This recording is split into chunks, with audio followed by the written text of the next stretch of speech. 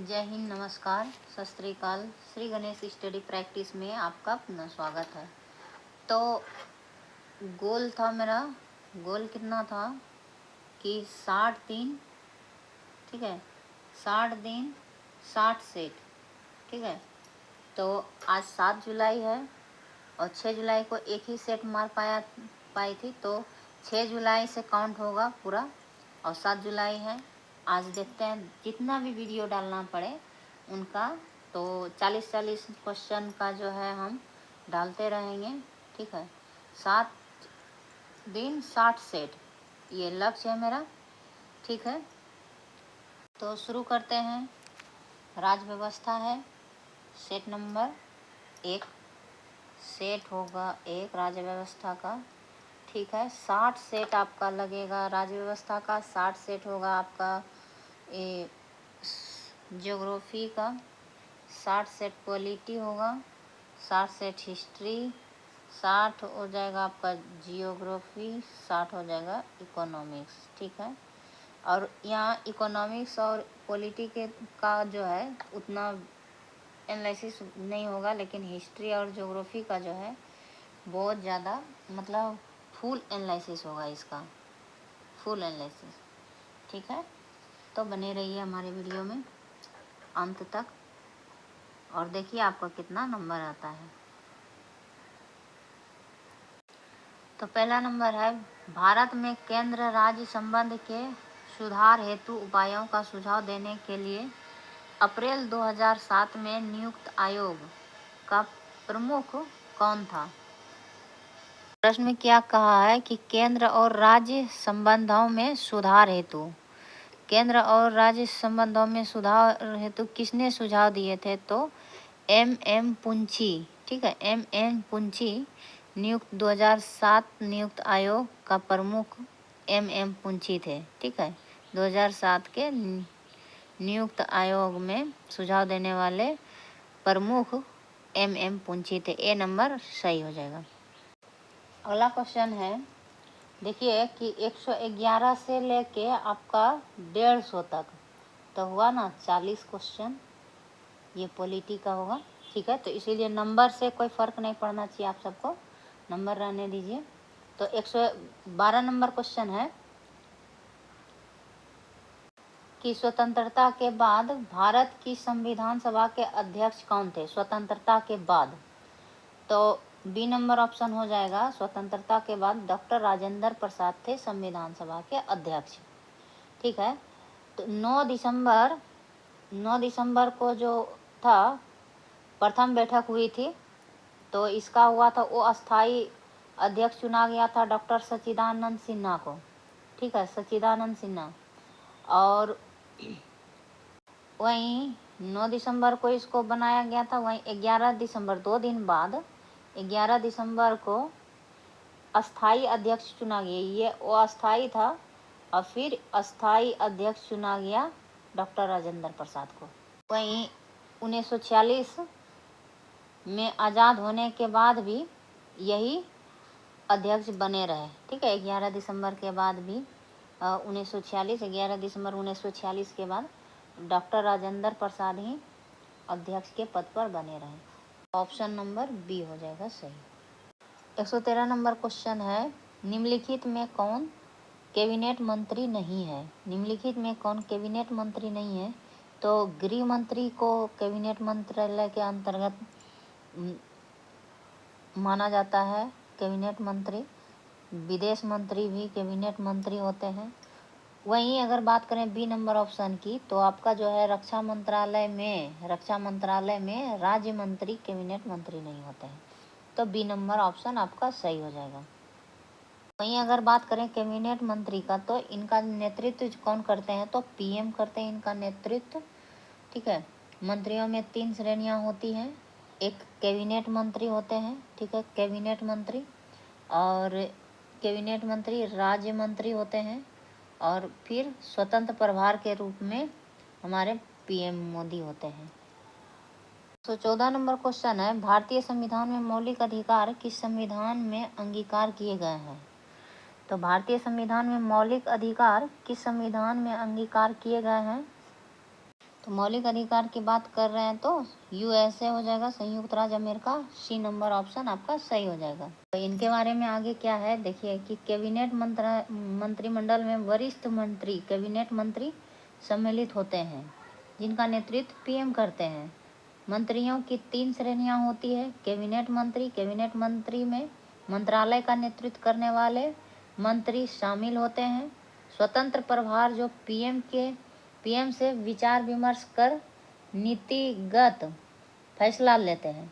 तो दूसरा नंबर स्वतंत्र प्रभार जो पीएम मोदी से जो होता है, मतलब प्रधानमंत्री से विचार विमर्श कर नीतिगत फैसला लेते हैं। और तीसरा नंबर है राज्य मंत्री कनिष्ठ मंत्री। जो राज्य मंत्री कौन होते हैं, सबसे छोटे नीचे तबके के होते हैं। कनिष्ठ मंत्री जो कैबिनेट मंत्री को रिपोर्ट करते हैं, कैबिनेट मंत्री को क्या करते हैं, रिपोर्ट करते हैं। इसे आमतौर पर उसी मंत्रालय का विशेष जिम्मेदारी सौंपी जाती है। तो ये है।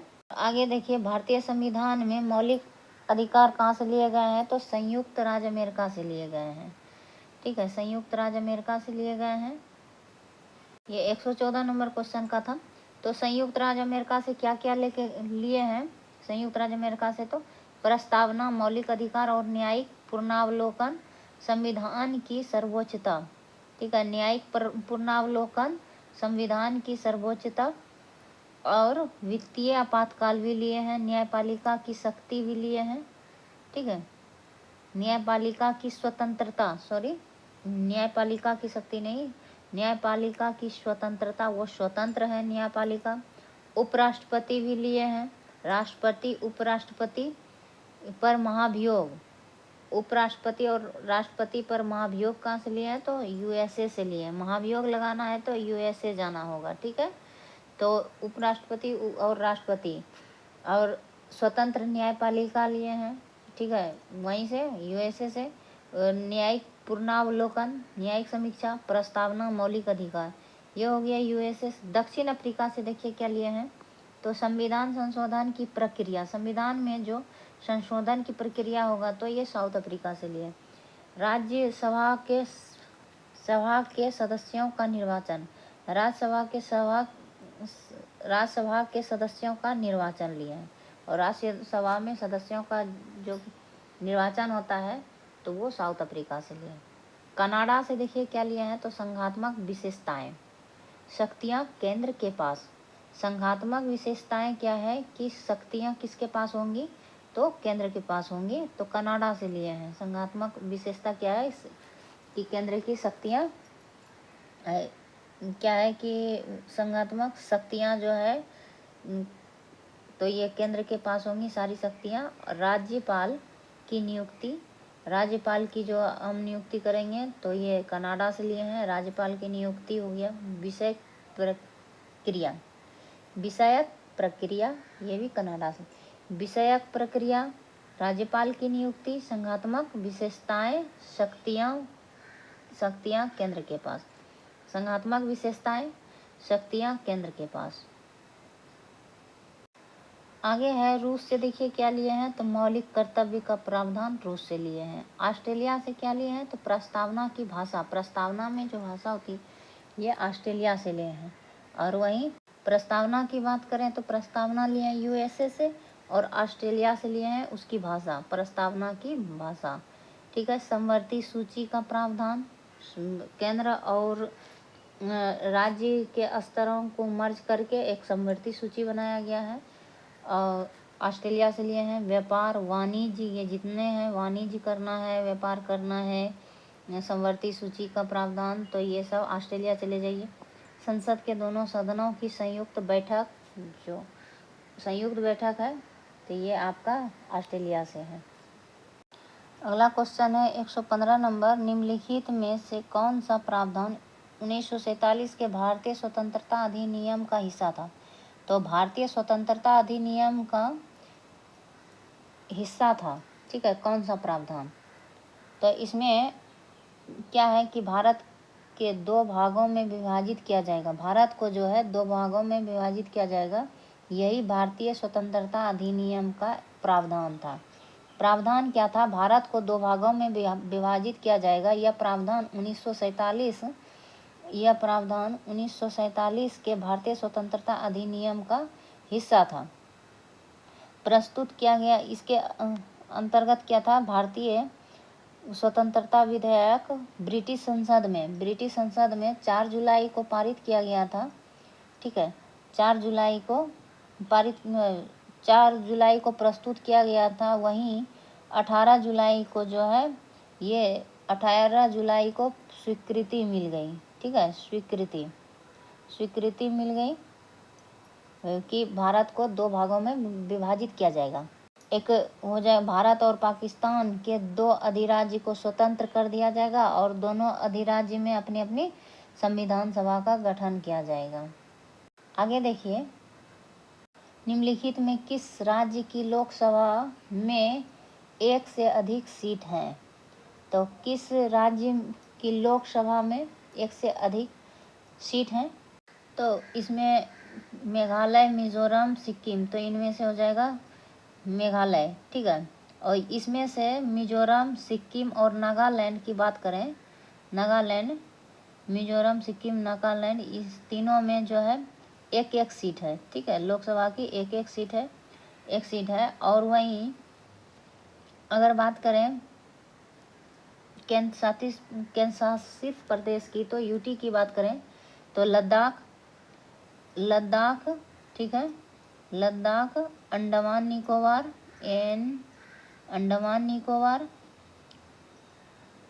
दादर नगर हवेली और चंडीगढ़। ठीक है, चंडीगढ़, लक्षद्वीप, ये सब में भी आपका 1-1 सीट है। तो लद्दाख हो गया, अंडमान निकोबार हो गया, दादर नगर हवेली हो गया, लक्षद्वीप, पुदुचेरी जो और लक्षद्वीप, तो ये सब हो जाएगा 1-1 सीट वाले लोकसभा सीट वाले राज्य। और नागालैंड, मिजोरम और सिक्किम, ये भी 1-1 सीट वाले लोकसभा सीट वाले राज्य हैं। बात करें 2 सीट वाले, तो मेघालय हो गया, त्रिपुरा हो गया, मेघालय, त्रिपुरा, अरुणाचल प्रदेश हो गया, फिर गोवा हो गया। ठीक है, मणिपुर लास्ट में हो गया, मणिपुर। ये हो गया आपका 2-2 सीट वाले राज्य। वहीं अगर केंद्र शासित प्रदेश की बात करें 2-2 सीट वाले, तो दमन व दीव, दादर नगर हवेली। ठीक है, दादर नगर हवेली, सॉरी, तो ये दादर नगर हवेली में क्या है आपका 2-2 सीट है, 1 सीट नहीं है। तो सॉरी, इसमें हम दमन दीव, दादर नगर हवेली को 1-1 में डाल दिए थे, तो नहीं, नज़र का थोड़ा सा फर्क हो गया था, तो नहीं, यहाँ लिखा हुआ है दमन दीव और दादर नगर हवेली यूटी जो है इसमें 2 लोकसभा सीट है। कितना है? तो 2 लोकसभा सीट। और गोवा हो गया, अरुणाचल प्रदेश, त्रिपुरा, मेघालय, मणिपुर, ये सब में भी आपका हो जाएगा 2 लोकसभा सीट। आगे देखिए, भारतीय संविधान में पंचवर्षीय योजना का प्रावधान किस देश से लिया गया है?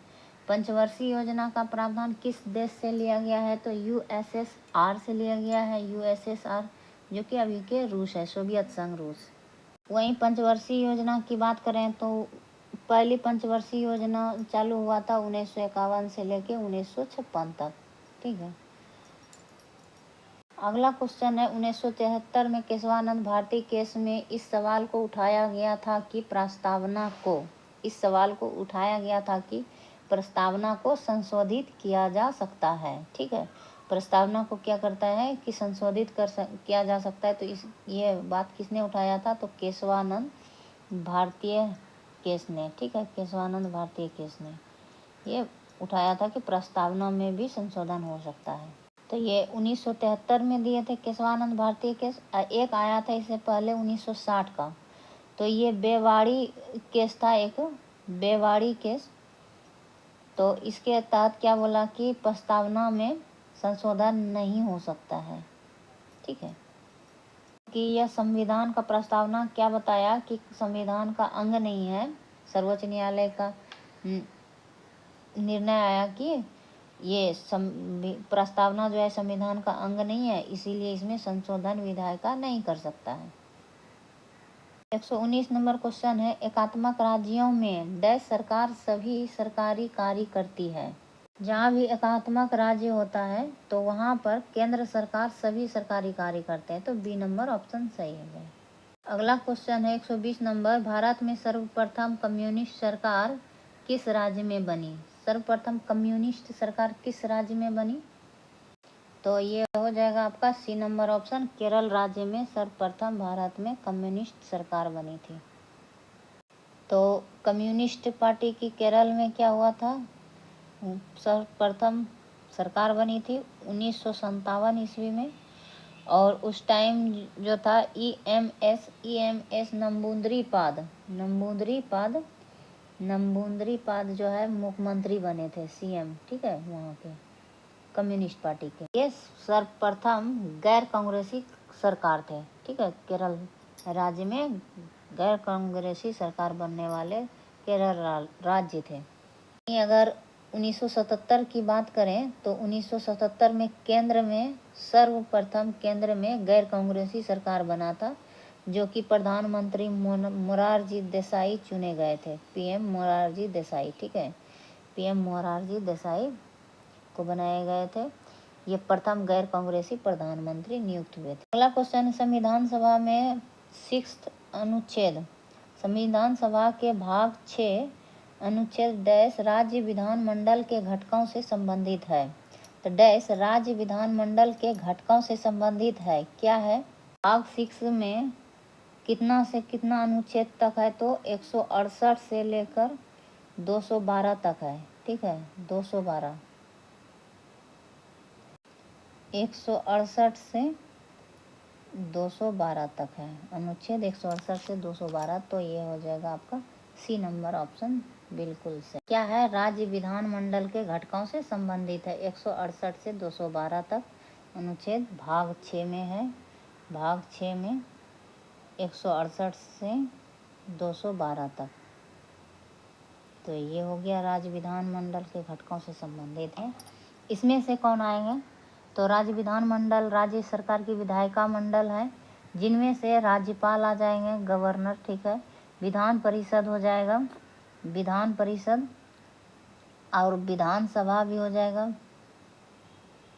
अनुच्छेद 168 की बात करें तो इसमें कहा गया है कि राज्य, इसमें क्या है कि प्रावधान किया गया है कि प्रत्येक राज्य का अपना एक विधानमंडल होगा, प्रत्येक राज्य का एक अपना विधानमंडल होगा। और अगला क्वेश्चन है 122 नंबर, भारत में केंद्रीय मंत्री पद की शपथ, केंद्रीय मंत्री पद की शपथ से संबंधित प्रावधान डैश किए गए हैं। मंत्री पद की शपथ से संबंधित प्रावधान तीसरी अनुसूची में दिया गया है, तीसरी अनुसूची से संबंधित है। अगर वही बात करें 168 जो था कि प्रत्येक राज्य में विधानमंडल होगा, तो राज्यों में विधानमंडल के का है प्रावधान किया गया है, तो इसमें से एक था विधानसभा और एक विधानमंडल, ठीक है, विधानसभा और विधान परिषद, विधान परिषद। तो विधान परिषद सभी राज्यों में नहीं है, ठीक है, विधानसभा जो है सभी राज्यों में है, लेकिन विधान परिषद सभी नहीं है। जहाँ विधानसभा है सिर्फ, तो उसे एकात्मक प्रणाली राज्य कहते हैं, एकात्मक उसमें शक्तियाँ हैं, एकात्मक विधान परिषद सभा। वही विधानसभा और विधान परिषद जहाँ है, तो इसमें विधानसभा और विधान परिषद जहाँ है, तो ये द्विसंधात्मक राज्य कहा जाएगा। इसमें से 6 राज्य आते हैं, ठीक है, विधान परिषद वाले, जहाँ जहाँ विधान परिषद है, तो उसमें से कौन सा आएगा, आंध्र प्रदेश है एक, तो एक हो जाएगा आपका आंध्र प्रदेश, तेलंगाना हो जाएगा, और दूसरा हो जाएगा आपका, तीसरा हो जाएगा यूपी हो जाएगा, चौथा महाराष्ट्र हो जाएगा, पाँचवा आपका बिहार हो जाएगा, ठीक है, ये विधान परिषद वाले राज्य हैं, और छठा कर्नाटक हो जाएगा, ठीक है, कर्नाटक। वहीं अगर बात करें तीसरी अनुसूची की, तो इसमें क्या है, केंद्रीय मंत्री पद की शपथ से संबंधित है, अनुसूची 3। वहीं अनुसूची की बात करें तो मूल संविधान में अनुसूचियाँ 8 थी, वहीं अभी वर्तमान में 12 है। वहीं अनुसूची 5 की बात करें अनुसूची 5 की तो बात करें तो इसमें अनुसूची का संबंध जो है अनुसूचित जनजाति से है। क्या है? अनुसूचित जनजाति से है। इसका संबंध अनुसूचित जनजाति से संबंधित है। अनुसूची 5, ठीक है। जनजाति, ध्यान रखिएगा, जनजाति से संबंधित है। वहीं अनुसूची 2 की बात करें तो जो संविधान के उच्च पद पर आसीन है, उच्च संवैधानिक पद पर जो आसीन है, संविधान के उच्च संवैधानिक पद पर आसीन है, तो उनके वेतन से संबंधित है। आसीन व्यक्तियों के वेतन से संबंधित है, वेतन से संबंधित है, ठीक है। अगला क्वेश्चन है 123 नंबर। 31 दिसंबर 1947 को भारत की संविधान सभा में निम्नलिखित में से कौन से प्रांत का प्रतिनिधित्व अधिकतम था? तो इसमें 31 दिसंबर 1947 को जो है भारत का प्रतिनिधित्व जो संविधान सभा में कर रहे थे, तो इसमें से सबसे अधिक जो है 55 प्रतिनिधित्व ज़्यादा अधिक थे, सबसे अधिक संयुक्त प्रांत से 55 प्रतिनिधि। वहीं मद्रास की बात करें तो इसमें 21 प्रतिनिधियों ने संविधान सभा में भाग लिए थे। वहीं पश्चिम बंगाल के, अगर वेस्ट बंगाल की बात करें तो वेस्ट बंगाल से आपका 19 था, तो सबसे ज़्यादा संयुक्त प्रांत में, उससे थोड़ा कम मद्रास में, ठीक है, 21 था। फिर वेस्ट बंगाल में था आपका 19। वहीं अगर बात करें पूर्वी पंजाब की तो पूर्वी पंजाब में 12 प्रतिनिधियों ने भाग लिए थे। और वहीं अगर बात करें बिहार, हमारे बिहार की, तो हमारे प्यारे बिहार के बारे में बात करें तो यहाँ से 36 प्रतिनिधियों ने भाग लिए थे। 36 प्रतिनिधि, ये ध्यान रख। मध्य प्रांत और बरार क्षेत्र से, ठीक है, मध्य प्रांत, मिडिल प्रांत कहें तो मिडिल प्रांत, और बरार क्षेत्र से प्लस बरार क्षेत्र से 17 प्रतिनिधियों ने भाग लिए थे, 17 प्रतिनिधियों ने। और वहीं असम 8, ठीक है, असम 8 और उड़ीसा 9, ठीक है, उड़ीसा जो है 9 प्रतिनिधियों ने भाग लिए थे यहाँ से। अगला क्वेश्चन है 124 नंबर। संघ केंद्र सरकार के खातों के संबंध में, संघ और केंद्र सरकार के खातों के संबंध में संवैधानिक शक्तियों और कर्तव्यों का प्रयोग निम्नलिखित में किसके द्वारा किया जाता है? संवैधानिक शक्तियों और कर्तव्यों का जो है प्रयोग कौन कर सकता है? तो इसमें से जो है संवैधानिक शक्तियों का प्रयोग जो है भारत के नियंत्रक एवं महालेखा परीक्षक कर सकते हैं। शक्तियों और कर्तव्यों का प्रयोग, तो option number B is correct. वहीं भारत के नियंत्रक एवं महालेखा परीक्षक की बात करें तो ये 148 से लेकर 153 तक है। अनुच्छेद आर्टिकल 148 से 153 तक है इनका उल्लेख। वहीं अगर बात करें नियंत्रक महालेखा परीक्षक की तो 65 वर्ष की आयु पूरा करे या 6 वर्ष का कार्यकाल, ठीक है, जो इनमें से पहले हो जाए, 65 वर्ष या 6 वर्ष, तो उसमें से वे रिटायर हो सकते हैं। अगला क्वेश्चन है 125 नंबर। इसमें क्या दिया गया है कि अनुच्छेद 78 के अंतर्गत मंत्रिपरिषद के सभी निर्णयों के बारे में इनमें से कौन राष्ट्रपति को सूचित करेगा? में अनुच्छेद 78 के तहत जो है मंत्रिपरिषद में सभी निर्णय जितने भी होगा तो राष्ट्रपति को कौन सूचित करेगा? तो पीएम करेंगे, ठीक है। B number option is the correct option. 126 number की बात करें तो लोकसभा के प्रथम आम चुनाव डैश में आयोजित किए गए थे। प्रथम आम चुनाव कब आयोजित हुआ था? तो सी नंबर ऑप्शन 1951 से 1952 के बीच में प्रथम आम चुनाव का आयोजन किया गया था।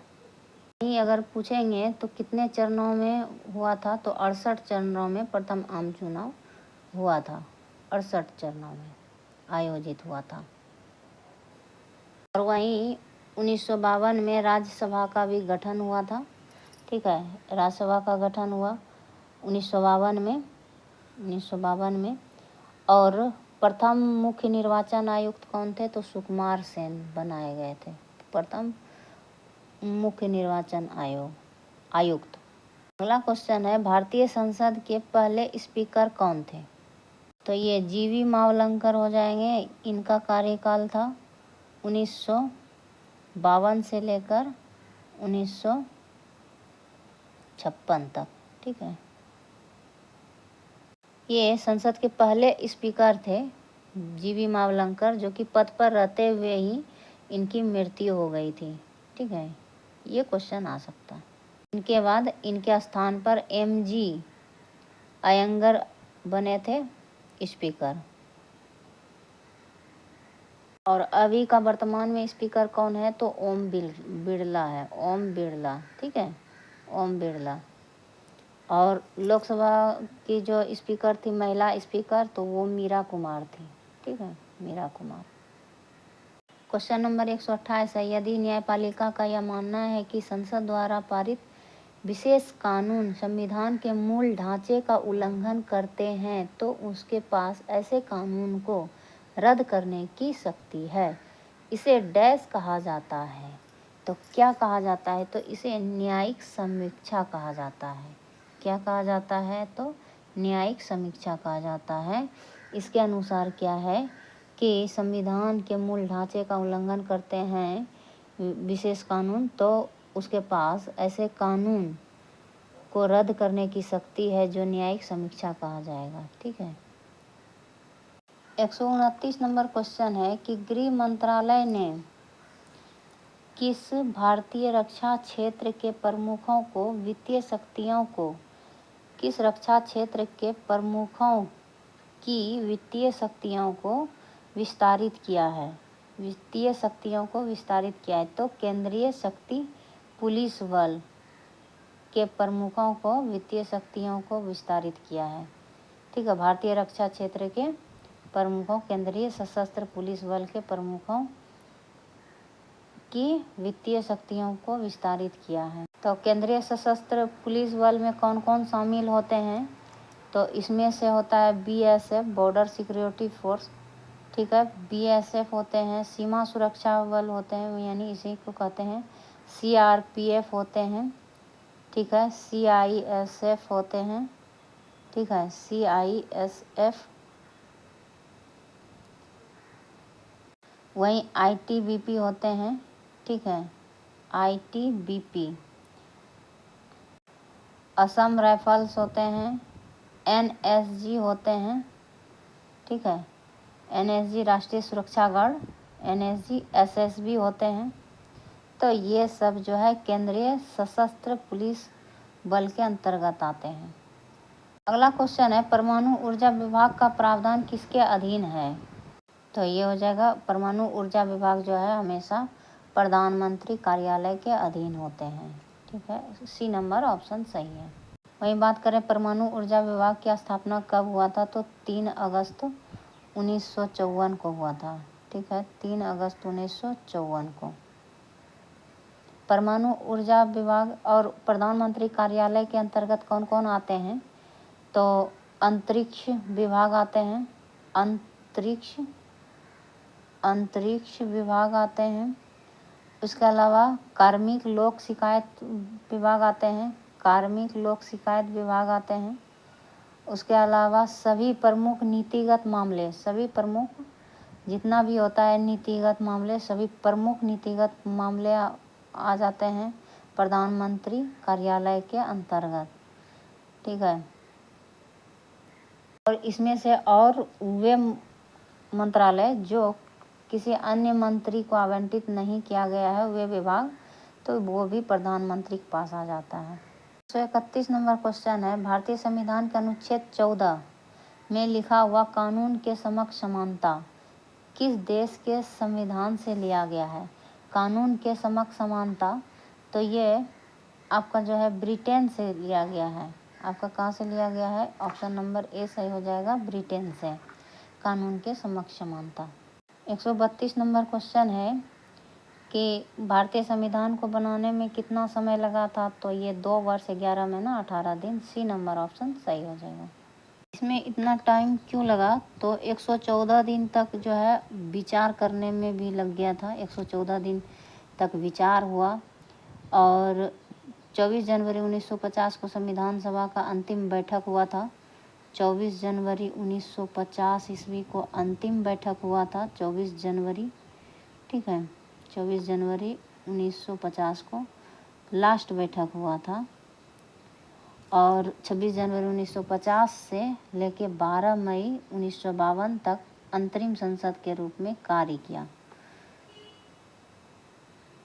133 नंबर क्वेश्चन है कि राज्य मंत्रिपरिषद सामूहिक तौर पर किसके प्रति उत्तरदायी हैं? तो सामूहिक तौर पर किसके प्रति उत्तरदायी हैं? तो ये राज्य मंत्रिपरिषद सामूहिक तौर पर विधानसभा के प्रति उत्तरदायी हैं। Option number C is the correct option. 134 number question है कि 73वें संविधान संशोधन के बाद विकेंद्रीकरण किया गया। 73वें संविधान संशोधन के बाद विकेंद्रीकरण किया गया किसका? तो इसमें से हो जाएगा आपका निर्णय लेने की शक्तियों का, ये तो सही है। और पूर्ण व्यवस्था ठीक है। न्यायिक शक्तियों का, तो न्यायिक शक्तियों नहीं, प्रशासनिक शक्तियों का हो जाएगा, ठीक है। 1, 2 और 4 हो जाएगा आपका सही। तो बी नंबर ऑप्शन आपका सही हो जाएगा। वहीं बात करें 135 नंबर क्वेश्चन की, तो राज्यसभा में प्रतिनिधित्व में शामिल हैं। तो इसमें से राज्यसभा में जो प्रतिनिधि शामिल होंगे, इसमें से नागरिक सीधे नागरिक के द्वारा चुने गए नहीं होता है, या अप्रत्यक्ष रूप से नागरिकों द्वारा उनके प्रतिनिधियों के माध्यम से चुने गए सदस्य होते हैं। तो बी नंबर सही है। भारत के राष्ट्रपति द्वारा मनोनीत सदस्य, तो ये तो क्या है कि सी और बी सही हो जाएगा। तो एक से अधिक हो जाएगा इसमें से। डी नंबर ऑप्शन आपका करेक्ट ऑप्शन। 136 नंबर की बात करें तो किसका संबंध भारत के सर्वोच्च न्यायालय से है? सर्वोच्च न्यायालय से किसका संबंध है? तो इसमें से हो जाएगा आपका अपीलीय अधिकार से क्षेत्र, ठीक है, अपीलीय अधिकार क्षेत्र हो जाएगा, ये आपका सही है। उसके बाद मूल अधिकार क्षेत्र हो जाएगा, मूल अधिकार क्षेत्र, ये भी आपका सही है, ठीक है। अपीलीय अधिकार क्षेत्र, मूल अधिकार क्षेत्र, कॉलेजियम प्रणाली, तो ए बी सी तीनों आपका सही है, यानी कि D number is the correct option. 137 number question, Bharat में जिला स्तर पर उपभोक्ता विवाद निवारण के संदर्भ में निम्नलिखित में से कौन सा कथन सही नहीं है? इसमें पूछ रहा है कौन सा कथन सही नहीं है, तो इसमें से गलत को छांटना है, ठीक है। राज्य सरकार यदि जिला स्तर पर पूछ रहे हैं, ठीक है, जिला स्तर पर उपभोक्ता विवाद निवारण के संबंध में, तो राज्य सरकार यदि उचित समझे तो एक जिले में एक से अधिक जिला फोरम की स्थापना कर सकती है। तो ये आपका सही है, यानी कि सही नहीं है पूछ रहे हैं, तो यानी ये तो सही है। उसके बाद है जिला फोरम के सदस्यों में से एक महिला होगी, तो ये भी आपका सही है। जिला फोरम उन शिकायतों पर विचार करता है जहां वस्तुओं या सेवाओं का मूल्य 50 लाख रुपये से अधिक नहीं हो सकता है, ठीक है। 50 वस्तुओं और सेवाओं का मूल्य जो है 50 लाख रुपया से अधिक नहीं होना चाहिए, तो ये भी आपका सही है, यानी कि इनमें से कोई भी गलत नहीं है। तो यहाँ बोल रहा है सही नहीं है, तो इसमें से कोई नहीं होगा, ठीक है। ऑप्शन नंबर ई नंबर हो जाएगा आपका correct. E number is the correct option. अगला क्वेश्चन है 138 नंबर, भारतीय संविधान डैश से कम आयु के बच्चों के लिए मुफ्त शिक्षा प्रदान करने पर जोर देता है। तो कौन जोर देता है? तो 14 वर्ष से कम की आयु, 14 वर्ष से कम आयु के बच्चों के लिए मुफ्त शिक्षा, निःशुल्क शिक्षा का प्रावधान करती है। तो C number of correct option. ये बात कही गई है 86वां संविधान संशोधन 2002 के तहत, ठीक है।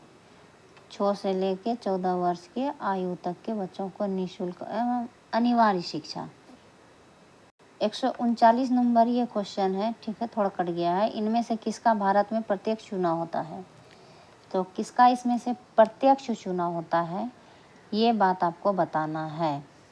तो इसमें से विधानसभा का सदस्य का भारत में क्या होता है? विधानसभा का सदस्य का भारत में प्रत्यक्ष चुनाव होता है, तो B number is the correct option हो जाएगा। ये उपराष्ट्रपति का प्रत्यक्ष नहीं होता, राज्यसभा के सदस्यों का भी तो देखते हैं कि नागरिकों के प्रतिनिधियों के द्वारा चुना जाता है। वहीं बात करें 140 नंबर क्वेश्चन की, तो भारत में संविधान संशोधन डैश द्वारा किया जा सकता है। तो इसमें सिर्फ संसद के द्वारा किया जा सकता है। ठीक है, संविधान में संशोधन संसद के द्वारा। ए नंबर करेक्ट ऑप्शन हो जाएगा।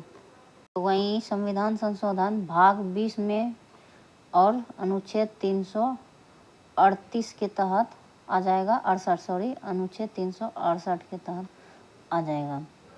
भारतीय संविधान के भाग 20 अनुच्छेद 368 में संविधान संशोधन के लिए औपचारिक प्रक्रिया बताई गई है।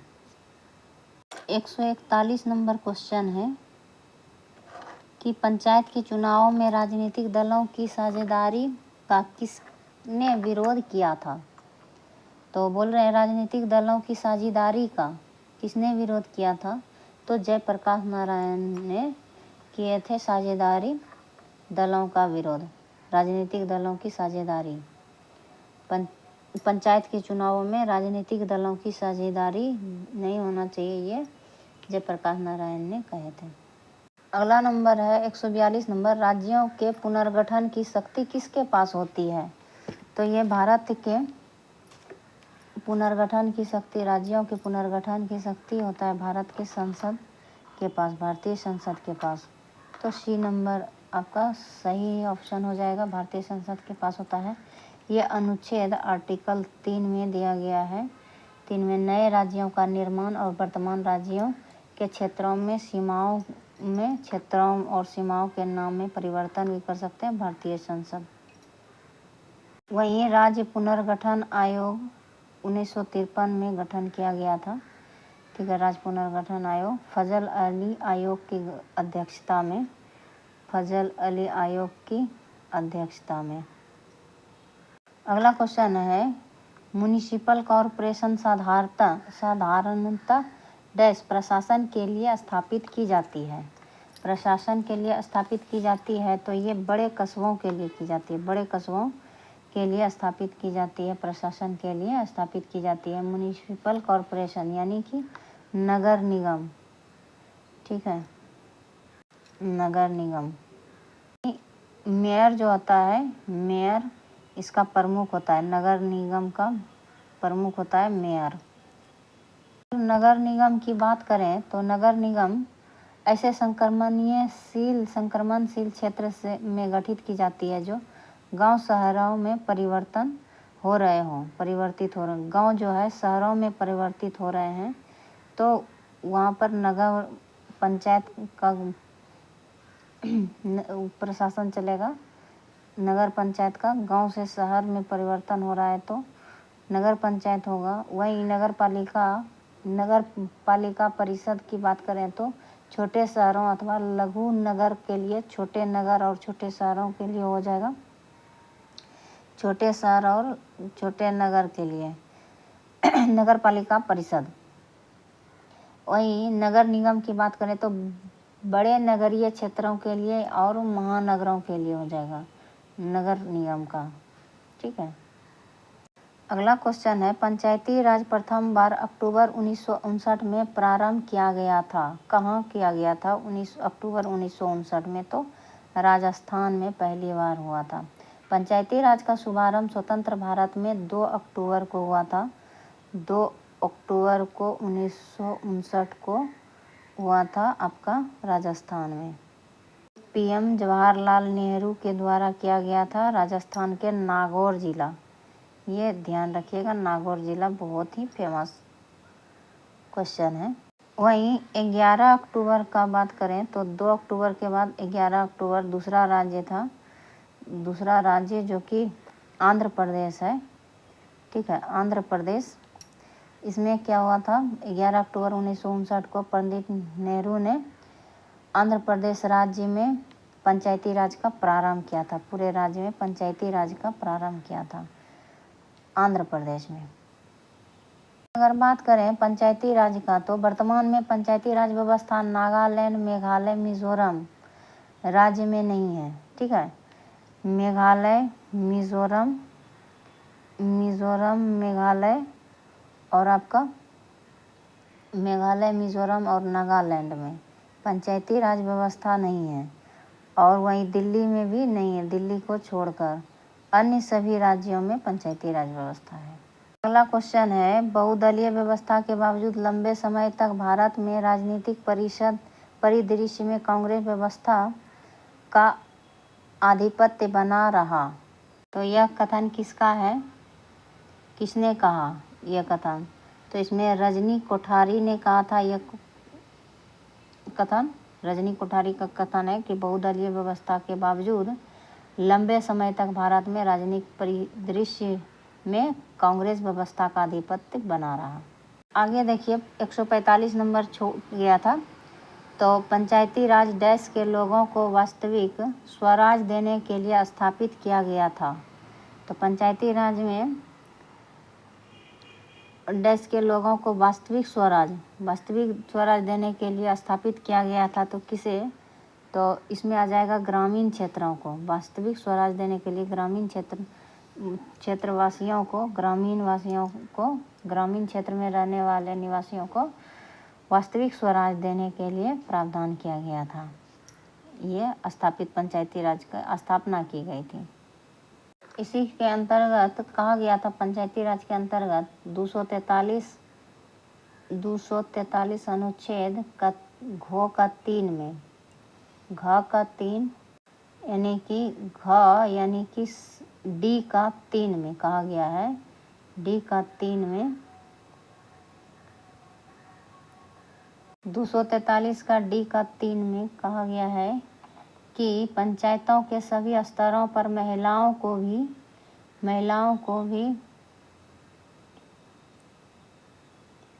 क्या है, एक तिहाई आरक्षण का प्रावधान किया गया है। 1/3 आरक्षण। बलवंत राय मेहता समिति ने ग्रामीण क्षेत्रों में त्रिस्तरीय पंचायती राज का सुझाव दिया।